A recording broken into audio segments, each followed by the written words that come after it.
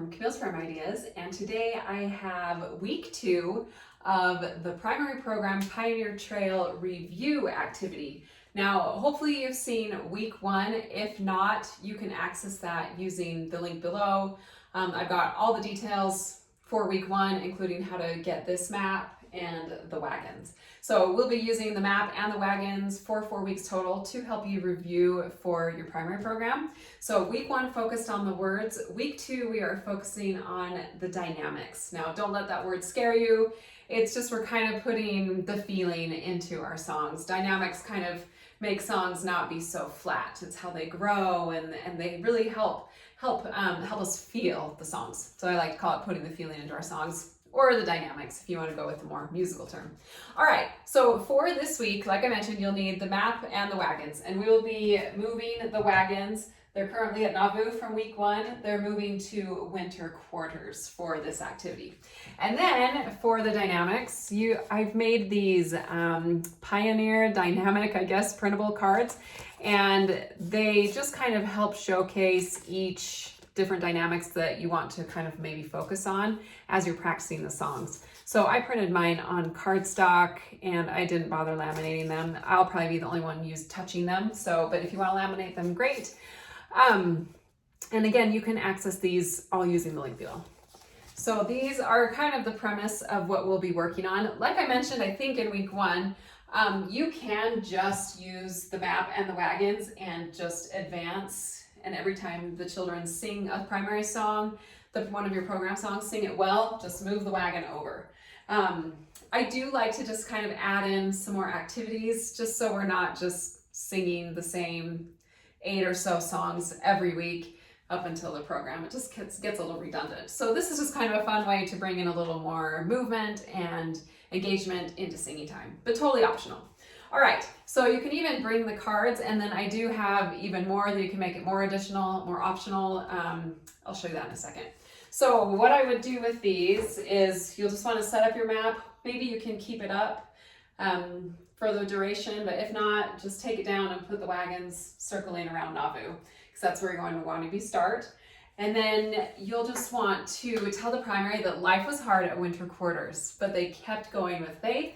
Just like them, you keep going even when it gets hard. So the dynamics kind of with singing can be a little difficult, but that's okay. We just keep trying and doing our best, and eventually we reach our destination. All right, so I just want to read the first card, and this one says steady steps. Keep a steady tempo as you sing. So you'll pick a wagon to move over, and I'm probably going to do Dare to Do Right, because that has a very strong tempo, and we're going to move it over to winter quarters, and we're going to sing it. Now, optionally, to help keep the steady beat, you can march in place if you like, or you can use 2 pencils and you can pass them out to your primary, and everyone can tap along as you sing. So it just kind of lets, especially the younger children, gives them something to do with their hands, lets them participate, whatever. So we're just gonna tap, or if you want to just tap up front, because you're kind of maybe the caller, right? You're just going to tap the steady beat, you're marching along, okay? So that's kind of a little activity. And like I said, these are all optional. You can just move that wagon to the next stop, sing the song, and go on. Okay, so we've done steady steps, and if you want, you can hang those on the board. I didn't pull out more magnets, so. All right, the next one that I have here is deep pioneer breaths. Fill your lungs with air by taking a deep breath before each phrase. Now this is like your diaphragm. You're wanting to enlarge your diaphragm when you sing. And our temptation when we sing is to take a deep breath with our shoulders, to go like this. But really that's unnecessary. There's no air, lungs in our shoulders. It's just a movement. The diaphragm's down here. So you're wanting, but it's hard to see. So what I love is this Hoberman sphere. And I just have a cheap knockoff. The real Hoberman sphere is a little pricey, but it is amazing. If you have it, use it. It just gets really big, where this just is kind of, okay. So, but I just love the visual, because when you take in your breath, this is what should be happening down here. Your abdomen should be expanding, not your shoulders. And it's going everywhere. It's not just the belly going forward, it's the back, the sides, and the front. So I just love the visual. So, and then you can, as you sing your song, take your deep breath in and fill it up with air. And then as you're singing, it's coming out. And then after the phrase, you're going to repeat that. So the children can really just work on breath work kind of with this. So you can pick any song and move it over to winter quarters and then sing it. So you take a deep breath and then sing your song as your air releases and then repeat. So they would just follow you. So you're wanting to have them pretend that this Hoberman sphere is inside of them. And then every time they take a breath, it's going to expand. And then it'll come down. All right, so it's really fun. If you don't have it, again, it's optional. It's just really a great visual for breath work, for singing. And if you have the big one, even better. All right, let's go to our next card. We've got no snakes. Now, if you are familiar at all with singing in a choir, snakes are never a good thing. They weren't good for the pioneers either.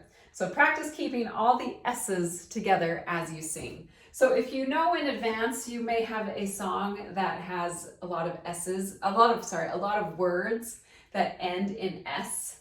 I don't know off the top of my head. I don't know. I didn't look at these closely enough before I started. But pick a song that maybe has several S's at the end. And what I have here is just a clothespin. And you could even pass one of these out to all the primary children.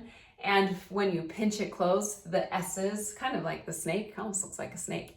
The S's, you're going to come off of the S's. So what's the word? Dress. Okay, I don't know what song we sing and it ends with dress, but whatever. You get it. So S. So we don't want S, hence our snake analogy. We just want clean, no snakes. All right, so that's just kind of a fun one. So if you want to pass out a clothespin, or you can do it, or you can just like what I did with my fingers, S. Okay, so it's just a fun way to kind of practice. And you can even do that with any words you want to end together. Usually S's just tend to stick out the most because it's just, you can really hear it. Okay, so then you'll want to advance your third wagon over when you sing that song. Keep forgetting to advance my wagons. Okay, let's do the next one. Stay together on the trail. Start, end, stand, and sit together. So I don't know about your primary, but this is a hard one for mine. Maybe it's the littles, but to get them to stand and sit down together is always a challenge. So I love to practice this with them. And you can, let me see here. Do I have something with this? I don't think I do. Oh, you can do a conducting baton. So you can just pretend to conduct. So what I love to do is when we're sitting down, we're ready to start singing. As soon as the piano starts, I go like this, motioning for them to scoot to the edge of their chair in preparation to stand up. Because it's really hard to stand up when you're totally seated all the way back. But if you scoot to the front of the chair and then stand, it's a whole lot easier and we're more likely to stand together. So the introduction is playing on the piano. I go like this, and then when everyone's ready, we stand up and we start singing. And then, you can even, this is not fancy. It's like a straw, an oversized straw. I didn't like it as a straw. So it works great for a baton, a conducting baton. Find whatever you want at home, use whatever you have, use a wooden spoon, doesn't matter. And then you can just lead. You can even lead dramatically and then hold, come together. And then when you're finished singing at the end, you want to cut them off. And then the song ends and then they sit down. All right. So that kind of takes a little bit of practice, but I love having them scoot up and then down. And we might even just do that a few times. Scoot to the edge of your chair, stand, sit. All right, so did we get our wagon moved over? Whatever song we're singing, moved our wagon, practiced, great. All right, so next up we have Rocky or Dusty Trail. Sing part of the song staccato which means choppy. Then part of it legato or smooth. And I really love to do this. I don't know, primary children love, I don't know if they just love to hear the difference between smooth and staccato. Did I say that right? It's legato and staccato, smooth and choppy. But it's something they just have so much fun. So I would recommend with this, maybe going alternating phrases, one phrase smooth, one phrase choppy, and definitely have the piano help you, because then that really helps them hear it. You can use wands. This is what I love. I love to use wands when I'm mimicking smooth and choppy. So smooth is like a rainbow, rainbow, rainbow, rainbow, rainbow, and then we're going choppy, choppy, choppy, choppy, choppy, choppy, choppy. Smooth like a rainbow, choppy, choppy, choppy, okay? And you can again pass these out to each of your primary children, or you can just have them follow you, and they can even use their hands if they wanted. And so smooth, choppy, choppy. So maybe if you're going like this, they're just saying smooth. And then if you're going like this, they're just saying choppy. So whatever you like. Lots of variations with all of these. All right, and then just make sure you, again, move your wagon over to winter quarters. Okay, next up, we have speak out on the plains. This is a fun one. Open your mouth wide when you sing and enunciate the words. Now, what I love to do is show the children mumbling first. So I said, if I mumble, can you understand what I said? And the answer is clearly no. But then if I enunciate the words, is it easier for you to understand me? And the answer is yes. So it's just kind of then have them mumble. I don't know how many of you have teenagers, but they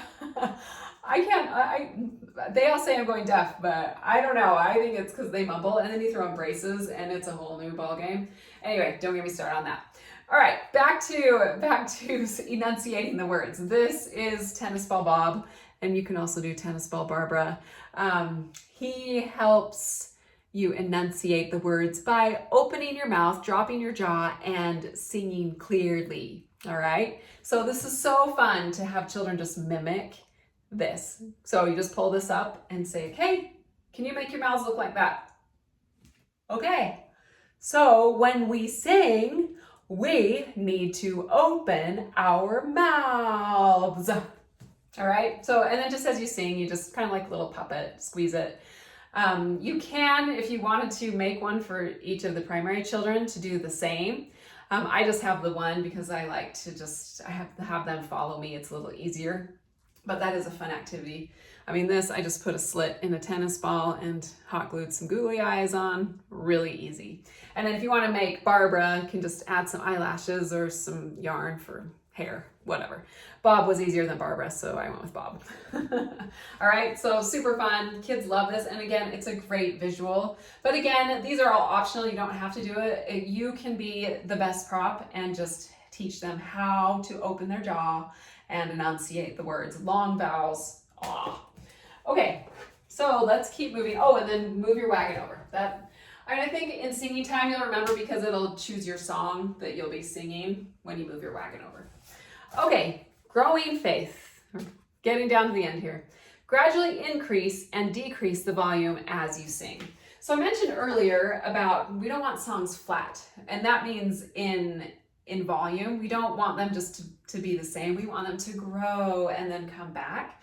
So a great visual for teaching volume and growth is this slinky. I love this because you're getting louder. I want you to grow louder in the phrase, and then I want you to come back down.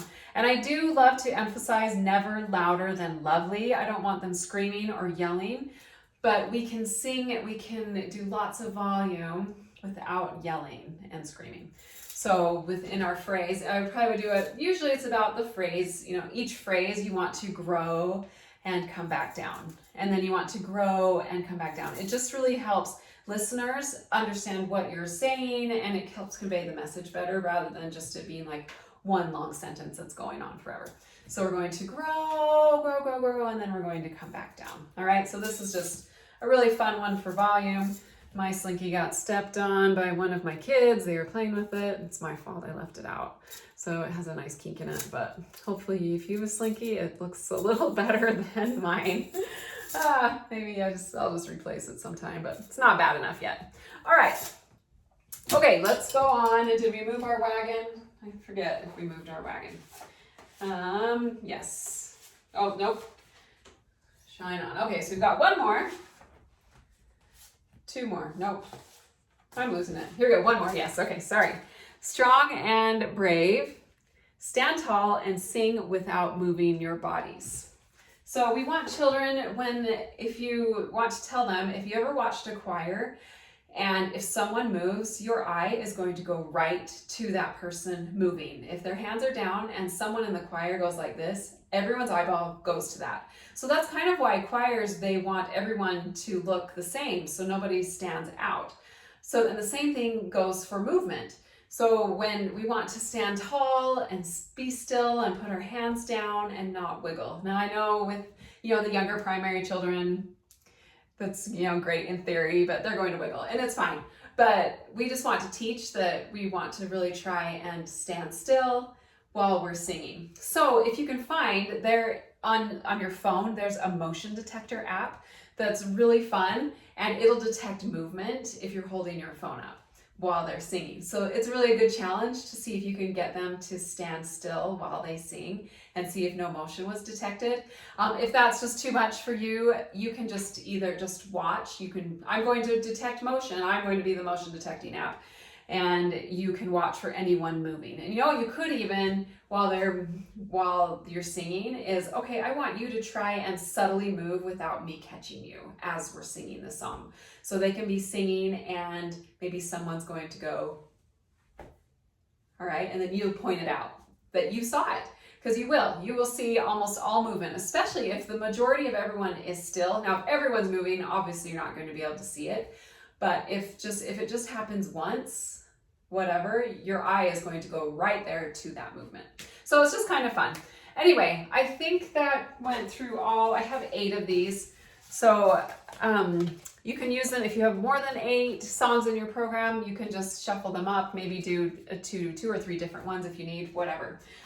Anyway, so you'll just want to make sure all your wagons make it to winter quarters at the end of singing time, and then hopefully the children have had a chance to kind of review some dynamics as they are learning these program songs.